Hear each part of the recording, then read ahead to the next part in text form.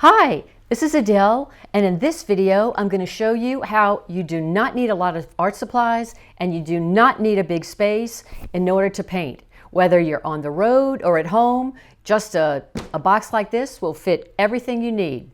And make sure you subscribe, hit the subscribe button below because you'll want to be alerted of all the new videos that I put out every Saturday morning. So make sure you subscribe to get all the tips and techniques. Now let's get started.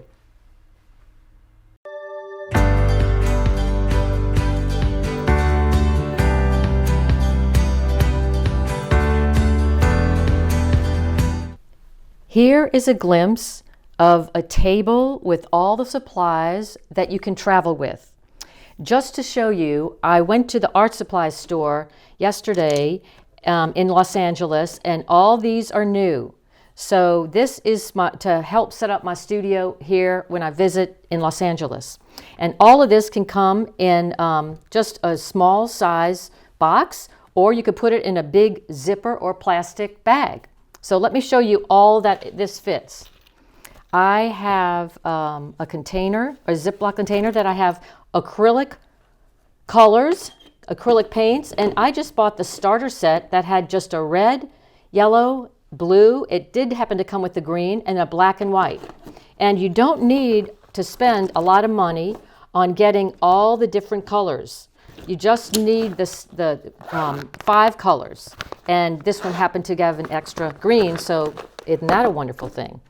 So that's one thing. The next thing is I always like to have these painter's tape because when I paint, I like to put an edge. So when I peel it off, then I have like a frame for it.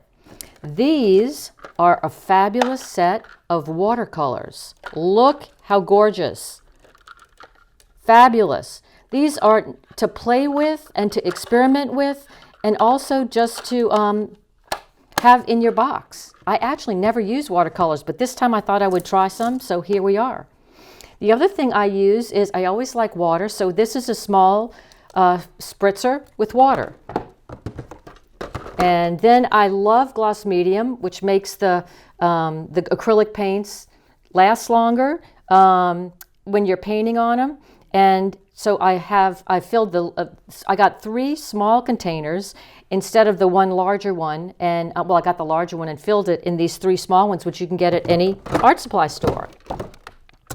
So that goes there. This is something that I wash my brushes out with, made for paints and acrylic. So I have that in here. I also have a glue stick because you never know what to do, what you're going to work with. I also have a wonderful pair of scissors, some Scotch tape, and an assortment of, I love the nylon brushes, and they come in sets. They're not expensive, and 3 different sizes come in one set. So for this, I actually bought 2 sets of the larger ones. And now, look, this goes on top like a fishing tackle. And here's a whole set, and again, these all came in a set of nylon brushes of all different varieties of thicknesses and round brushes, all different sizes. That all fits. Let's see, I love China markers. So I have 2 blacks, 2 whites, and 1 red. And here's a black Marks-a-Lot, which I use for all kinds of things. Several of my favorite plastic palettes. This fits in. A kneaded eraser, which I love to make erase a lot from my marks. Also have paper towels that fit. This is a palette that I use. I bought the palette, the whole palette, but I just tore a couple of them off. So here are a couple palette pieces, paper palette pieces, and they fit right on top here.